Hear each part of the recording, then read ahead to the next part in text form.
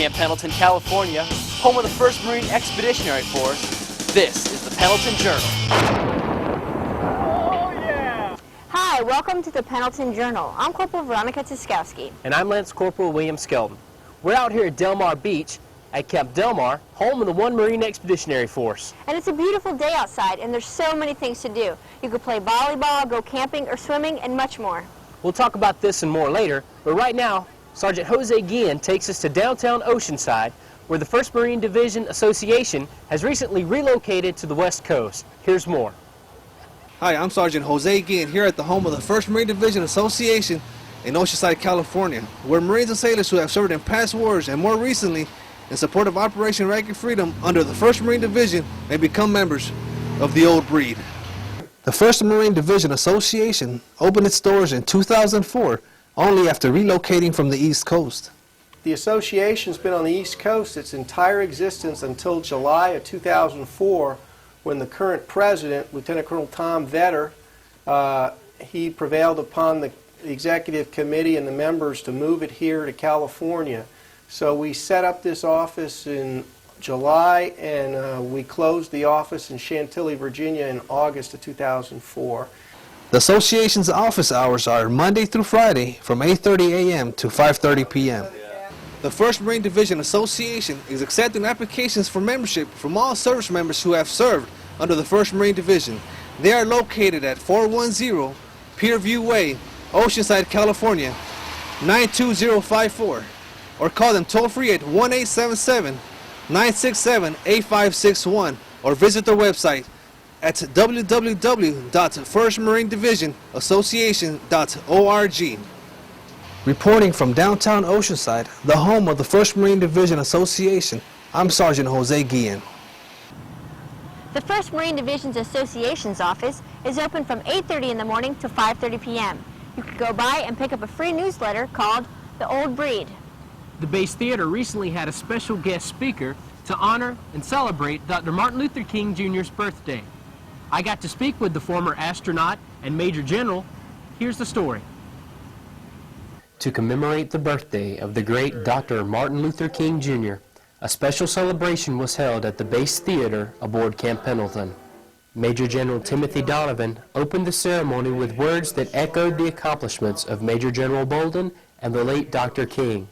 Chaplain Letitia Rouser and the worship music team leaders from Camp Pendleton led the congregation in the song, "We Shall Overcome." Staff Sergeant Louis Sheffield moved the crowd to a standing ovation with his memorization and delivery of Dr. King's famous speech in Washington. Miss Shirley Russell delighted the listeners with a solo. Major General Bolden is a very well-spoken individual with traits that every Marine should strive to attain. Think about why you decided to become a Marine, and just kind of take a few seconds to think back on the moment that really happened when you, if you were one that went through the crucible when it was finally over, and you stood on the top of the Grim Reaper here, or you stood on the platform at Paris Island, and somebody gave you your Eagle Globe and Anchor and called you a Marine. Just remember how great you felt at that particular moment, how proud you felt, and recognize the fact that you ought to feel that way every day. You know, we are the most respected, not only military organization, but the most respected and sometimes feared organization around the globe. But there are people all over the world that want to be like us. And that's pretty important. And that's a heavy burden to carry. But we do it very well day in and day out. And every once in a while we have somebody who lets us down. But for the most part, I mean, we continue to march, and we continue not to disappoint the people that fought and died to make it possible for us to do the things we do today. Reporting from the Base Theater, I'm Lance Corporal William Skelton. In this next story, I went to the Camp Pendleton South Mesa Club to check out some of the latest high-speed, low-drag gizmos and gadgets, and where some Marines had a shocking experience. Nearly 3,000 Marines and civilians came to Camp Pendleton South Mesa Club to see and test out the latest military equipment and systems at the Marine Corps West Exposition. Marines were able to walk around and test a variety of products and give their feedback to the different companies. Well, today we brought the X-26 and the M-26, which are both non-lethal weapon systems that are currently used by the military. And what this does is give us an opportunity to showcase to all the Marines to get an idea of what this technology is, how it works, and give them a basic overview of what it is and how it can be used operationally. And how did Sergeant McDavid rate this one? Ready? Ah, stop, stop, ah, stop, stop, ah, stop. Oh. The worst feeling of my life, 100% effective. For a non-lethal weapon that I couldn't even move. Oh! But not all of the products here were this painful. Hello, I'm Corporal Veronica Tiskowski. I'm here at the Marine West Expo, and I'm here with Jerry Jones with Camlight Corporation. So can you tell me what your product does, sir? Sure. This is the Camlight. It's a complete video system housed inside of a flashlight. Well, we think it's extremely useful in first responders, for example. We have this set up so that you can put it on a pole, and that will allow you to actually see over the wall or around the corner or up in an attic space so that you can actually search a place before you go in there. Or conversely, if you turn it over, to simulate what it would be like if you were inspecting under a truck or a vehicle. The 121 vendors who participated had everything from Humvees to Under Armour clothing, tactical supply equipment, protective armor, and high-powered searchlights. Our first product was the Night Hunter. The Night Hunter product is a xenon searchlight which has an infrared capability. This infrared capability will actually illuminate a target at about 1,100 meters. If you wanted to illuminate something with white light, you can remove the filter and actually illuminate a target at 1.5 miles. Reporting from the South Mesa Club, I'm Corporal Veronica Tiskowski. Well, it looks like you had a great time at the expo. I did. It was definitely crazy. I couldn't believe that Marines were actually lined up to get electrocuted. But enough about my experiences. Let's talk about yours and the twins. Let's just say they boosted morale on base. Good times, good times. Yeah, I bet. Elaine and Diane, the Coors Light twins, came to Camp Pendleton to promote their new calendar and boost morale. Yeah, so we thought it would be a good idea to just come on down, and it's a beautiful day out. It is gorgeous. And, it's gorgeous. We're down here coming to see you guys and meet you guys and say hi and sell our 2005 calendar. Not only did the Marines have the opportunity to purchase the twins' calendar, but they also were able to get autographs and pose for pictures with the twins. Reporting from the Camp Pendleton Country Store at Mainside, I'm Lance Corporal William Skelton. We're here at the Del Mar Boat Basin area, which leads us to this month's trivia question. Staff Sergeant Amy Forsyth asks, who are the Alligator Marines? You've heard of the term Alligator Marines, but do you know who they are? This month's trivia question, we're asking, who are these Alligator Marines? Are they A, Marines who are from Florida, B, Marines who like to wrestle with alligators, C, Marines assigned to assault amphibious vehicle units, or D, Marines assigned to tank battalions? We'll have the answer after the break. Stay tuned to the Pendleton Journal. It's news and information you can't get anywhere else.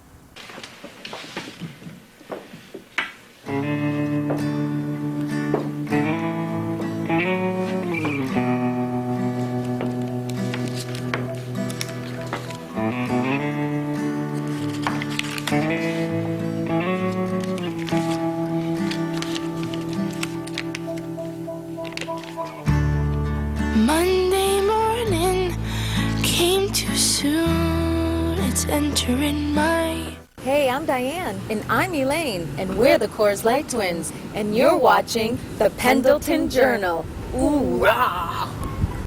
Making a can from recycled aluminum instead of from raw materials reduces air pollution by 95%.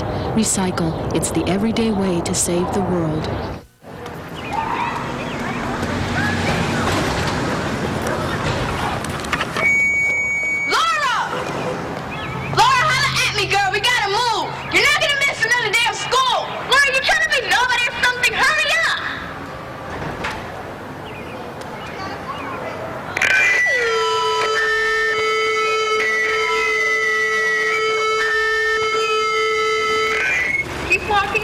Keep walking.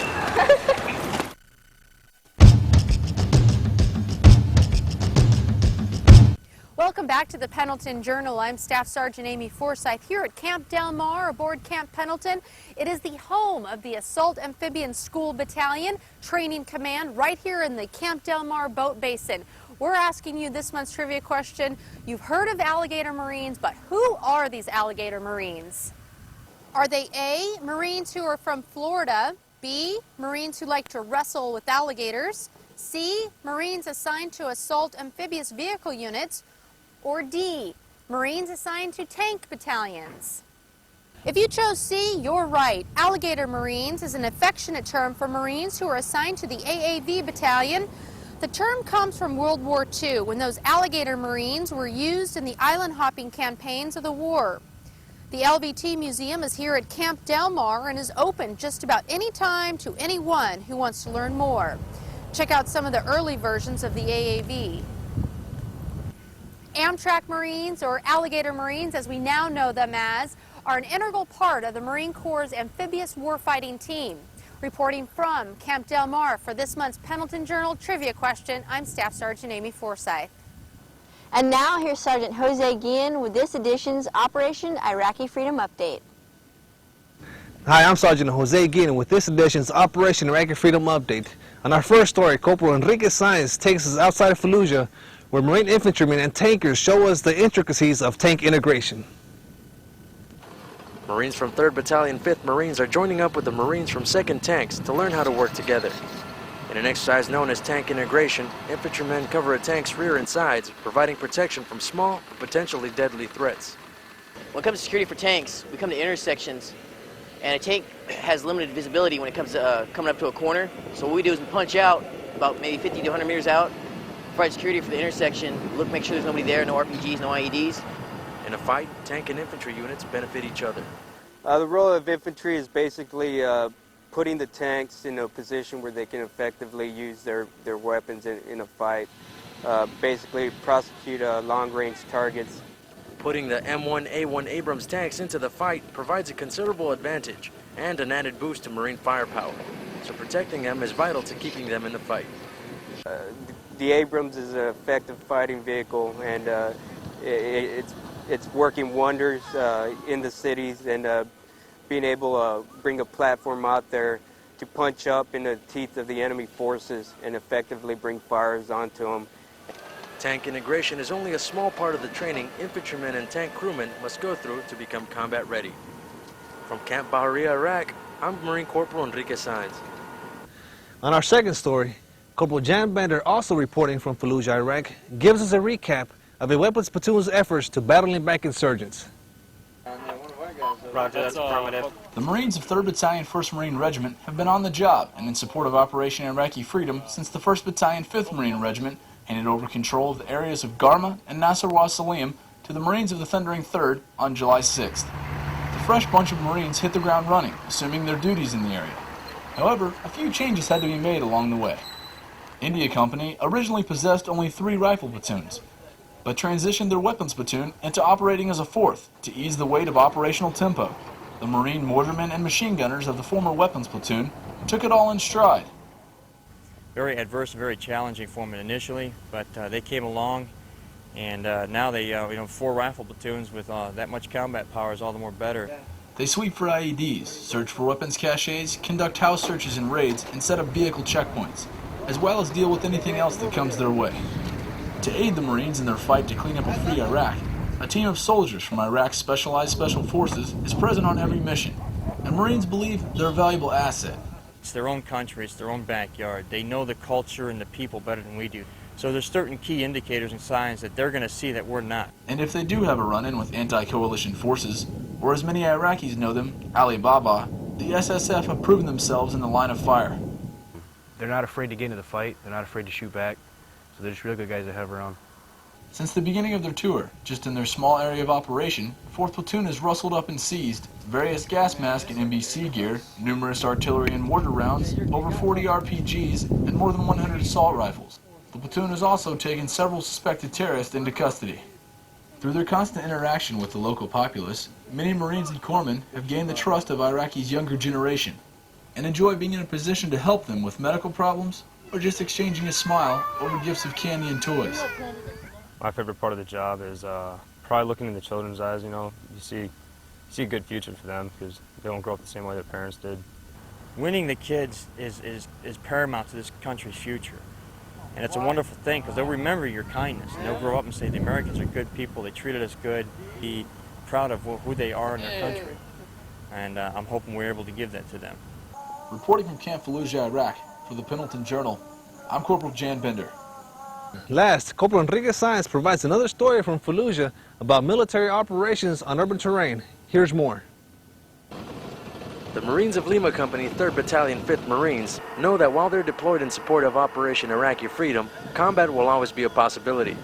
Lima Company Marines are brushing up on training that combines close quarters combat with military operations on urban terrain or MOUT training. Advanced Urban Combat prepares Marines for probable enemy contact in an urban environment. There's plenty of ways to clear the room. There are lots of ways. We just walk through, look for all the hallways, look for any area we need to check out, and just go through the rooms, do walkthroughs and whatnot of how to clear the rooms. Like in all disciplines, for AUC training, practice makes perfect.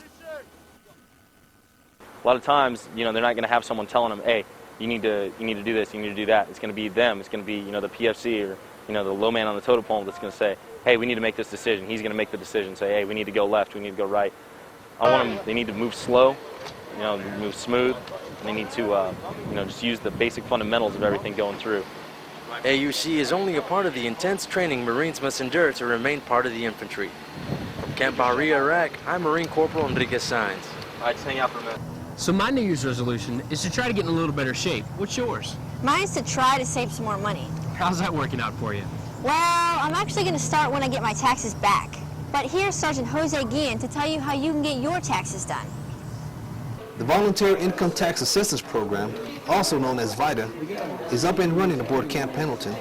The most significant thing about VITA is that it's free. We can do whatever a paid tax preparation organization can do for the types of returns that we prepare. But we don't charge anything whatsoever for our services. We can e-file, electronically file federal and all 50 states tax returns, and your refund will be direct deposited into your account within 8 to 14 days. VITA's office hours are Tuesday through Friday from 8 a.m. to 5 p.m. and Saturday from 9 a.m. to 2 p.m. You can contact VITA at area code 760-763-2518. We provide services for the entire Camp Pendleton community. That means all the Marines and sailors on base, soldiers in the area, airmen, Coast Guardsmen, retirees, and dependents, and government employees. If a Marine or a sailor has been deployed, they have at least 180 days from the date they return, and possibly more depending on when they left, before they need to file their taxes. However, what most people don't understand is that if they're going to get a refund or they owe no taxes whatsoever, they have 3 years to file their tax return. Reporting from the 16 area, I'm Sergeant Jose Guillen. Now here's Sergeant Jose Guillen with this edition's Pendleton Points. Hello, I'm Sergeant Jose Guillen with this month's Pendleton Points. It's the new year, and you know what that means. That means more money for me and you.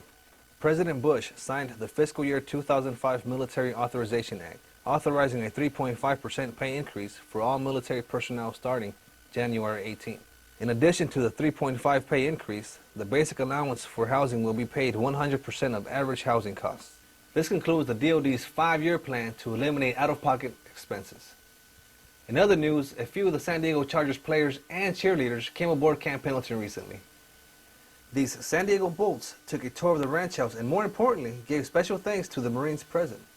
All of the Marines attending were wounded while serving in Iraq. Hey, this is Drew Brees of the San Diego Chargers. Just want to take a moment to say thank you, Marines in Iraq, for all your support. Marines in Iraq who want faster service than snail mail will be happy to learn about Moto Mail. Moto Mail allows anyone with internet access to send printed letters to Marines in Iraq. Letters can reach Marines in as little as 8 hours after being posted by the sender. To send a Moto Mail letter, go to www.motomail.us and set up an account.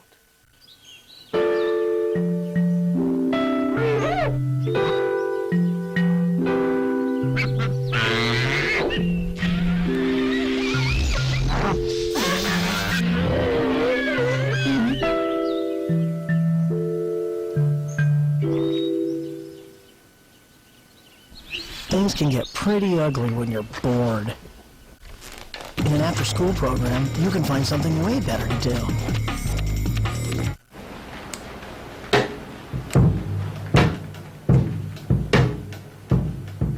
Yeah. That's it.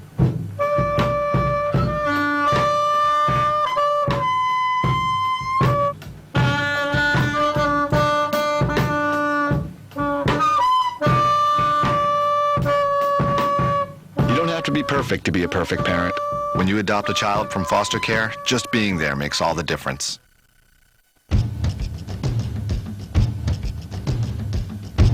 With all of the deployments in support of the war on terrorism, maintaining a close relationships with your families can be difficult.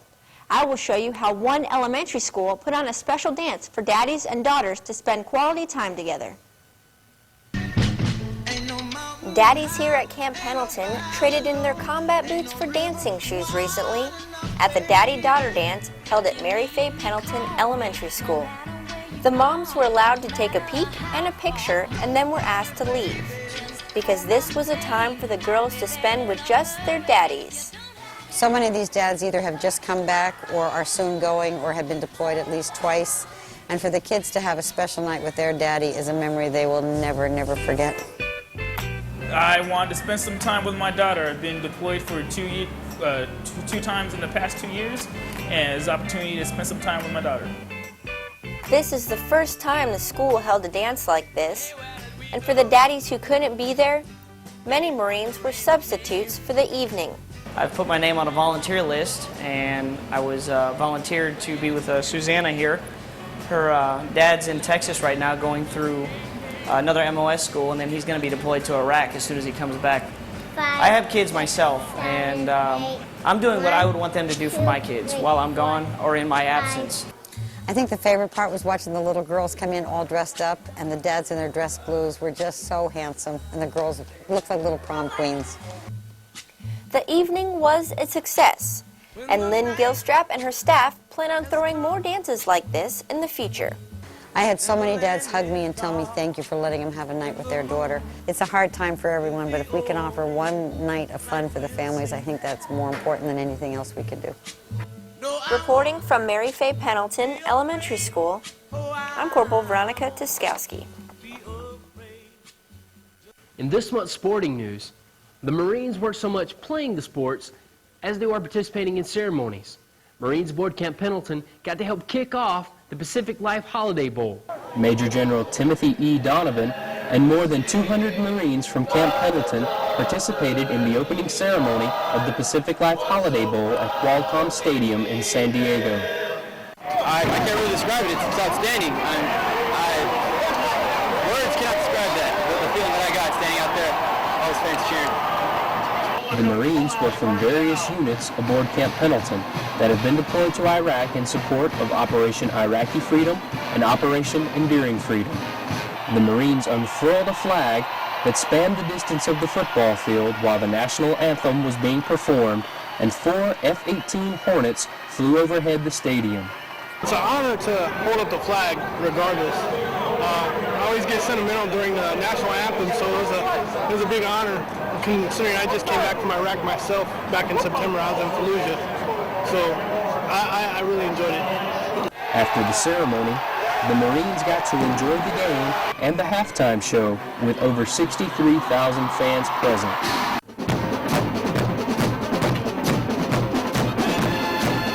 The Texas Tech Raiders virtually dominated the California Golden Bears for a 45-31 victory. Reporting from Qualcomm Stadium in San Diego, I'm Lance Corporal William Skelton. The single Marine programs from the surrounding area bases recently got an invite to come see a Mighty Ducks hockey game. Marines from Camp Pendleton, 29 Palms, and other Marine installations were invited up to Anaheim to the home of the Mighty Ducks. As a special thank you, the Marines were given the opportunity to watch some intense hockey action for the holidays. We were told by our sergeant that we had a single Marine program trip, and I like hockey, so I figured go check it out. The festivities started at 3 p.m. with live entertainment and snow. Children could be heard in the background sliding down a snow ramp or just having a snowball fight. It's always nice to get hooked up with something like this. It's fun. It gives us a chance to get off base, meet people, do stuff like this too, and just have a good time, having a lot of fun. The main attraction of the day was, of course, hockey. A Marine color guard opened the game while the national anthem was being performed. The Mighty Ducks dominated the rink with a 5-1 victory. Reporting from Anaheim, I'm Lance Corporal William Skelton. Well, that concludes this edition of the Pendleton Journal. Thanks for watching. And remember, the Pendleton Journal is news and information you can't get anywhere else. Oh yeah, though. I did have one more bit of information I wanted to pass before we concluded this month's show. What's that? Well, I'd like to inform all the ladies aboard Camp Pendleton that I, Lance Corporal William Skelton, will officially be off the market within the next couple of weeks. Well, congratulations on your engagement. Anyways, we'll see you next time. Semper Fi, Marines. Hold on, man. 3, 2, 1. On our 2, 1. On our second. Okay, here we go. 3, 2, 1. We're sitting here at the Del Mar Boat Basin area, which leads us to this month's trivia question. Staff Sergeant Amy Forsyth asks, who are the Alligator Marines?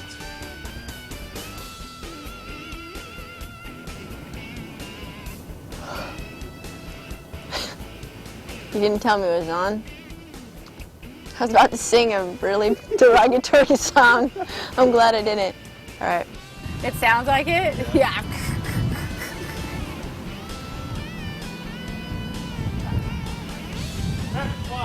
All right. Peace out, brother. Sergeant Jose Guillen. I blinked hard, huh? I'm like this. 3,